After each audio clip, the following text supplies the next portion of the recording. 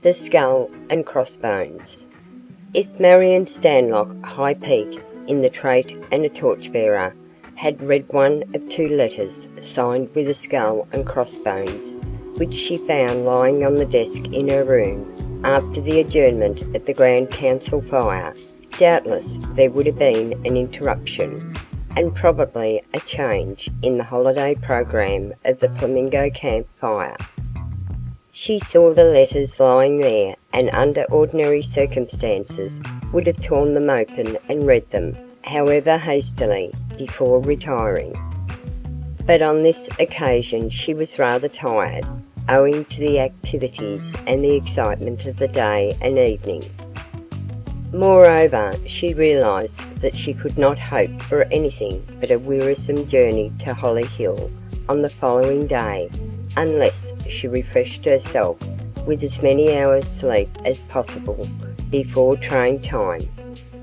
So she merely glanced at the superscriptions on the envelopes to see if the letters were from any of her relatives or friends, and failing to recognise either of them, she put them into her handbag, intending to read them at the first opportunity next morning. Then she went to bed and fell asleep almost instantly. Marion was awakened in the morning by her roommate, Helen Nash, who had quietly arisen half an hour earlier.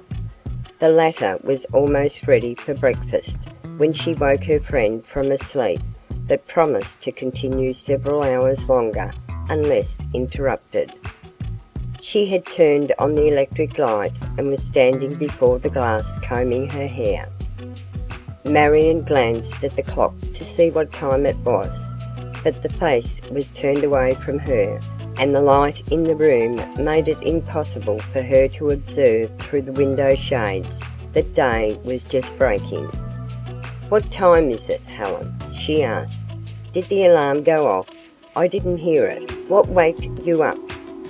Helen did not answer at once.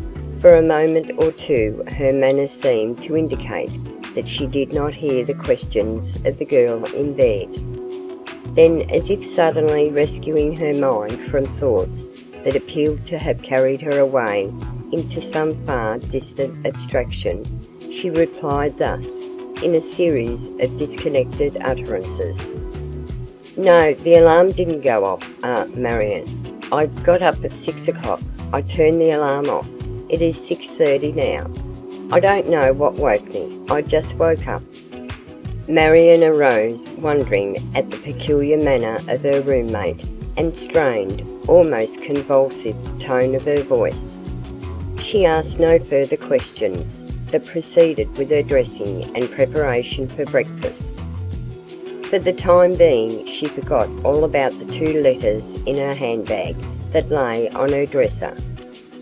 In some respects Helen was a peculiar girl. If her speech and action had been characterised with more vim, vigour and imagination, doubtlessly she would generally have been known as a pretty girl. As it was, her features were regular, her complexion fair, her eyes blue, and her hair a light brown. Marion thought her pretty, but Marion had associated with her intimately for 2 or 3 years, and had discovered qualities in her that mere acquaintances could never have discovered. She had found Helen apparently to be possessed of a strong, direct conception of integrity, never vacillating in manner or sympathies.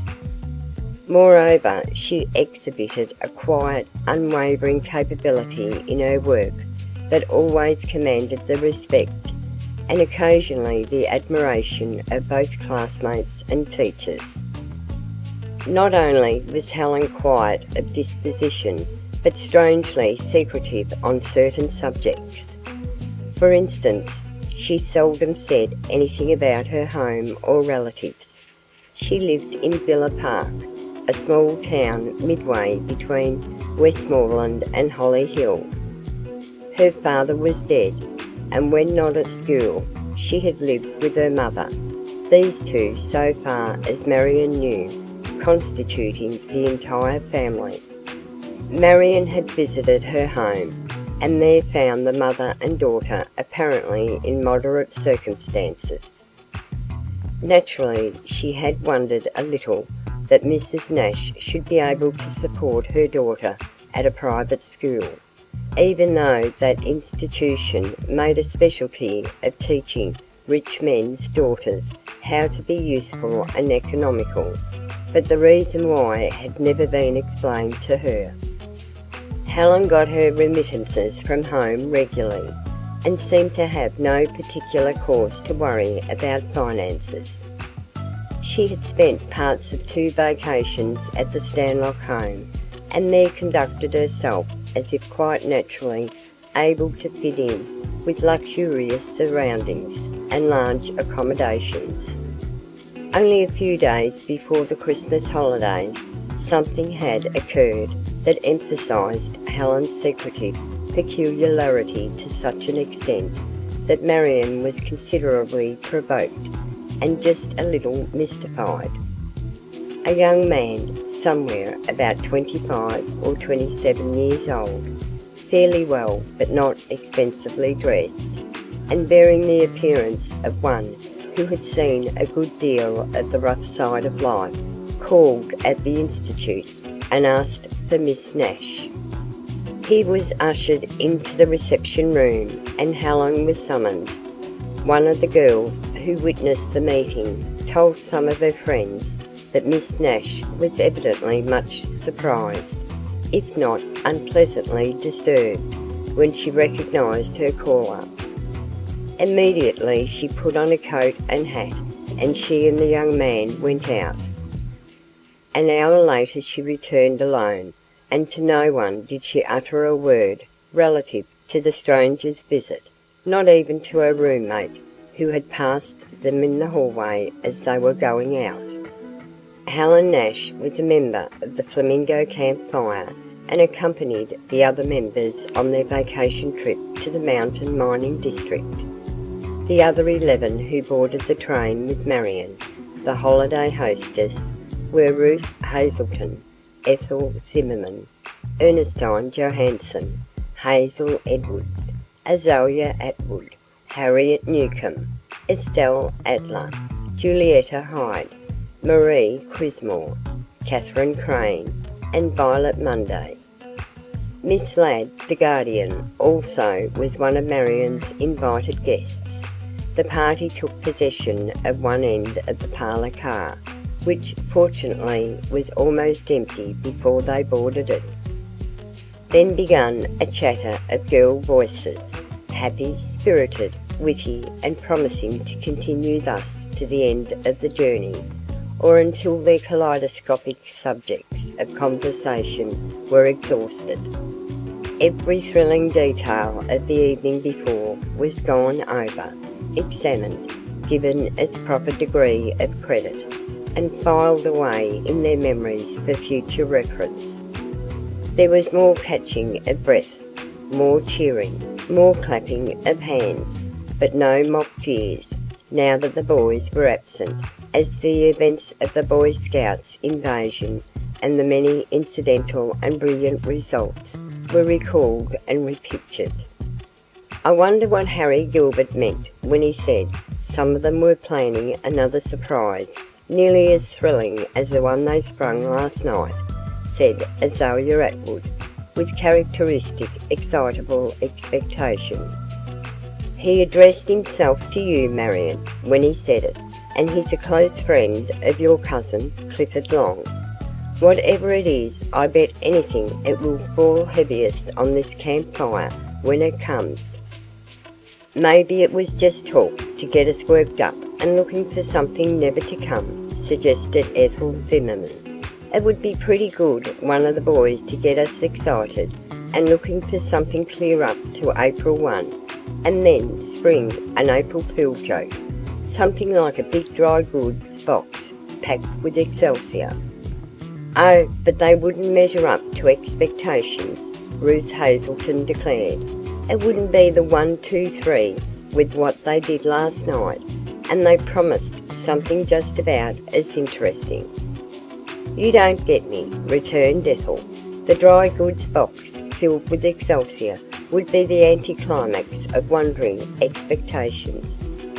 "You're too deep for a 20th century bunch of girls, Ethel," Hazel Edwards objected. "That might easily be mistaken for the promised big stunt. They might compose a lot of ditties and mix them up with the packing, something like this: 'Believe not all big things the boys may tell thee, for great expectations may produce Excelsior.'"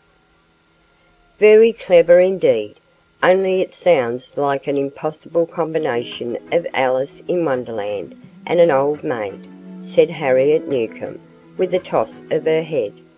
"I'm surprised at you, Hazel, for suggesting such a thing. If the boys should put over anything like that, we'd break off diplomatic relations right away. If they wanted to call us a lot of rummies, they couldn't do it as effectively by the use of direct language. Cleverness usually makes a hit with its victims, unless it contains an element of contempt." "That is really a brilliant observation," announced the Guardian, who had been listening with quiet interest to the spirited conversation. "Continued thought along such lines ought to result in a kind of national honour for you, Harriet." "I'll agree to all that if Harriet will take back what she said about my being an old maid," said Hazel with mock dignity. "I didn't call you an old maid, my dear," denied the impromptu poet pertly. "I merely said, or meant to say, that the idea you expressed might better be expected from an old maid, although I doubt if many old maids could have expressed it as well as you did." Girls, are you going to turn our vacation in a 2 weeks repartee?" Marion broke in with affected desperation.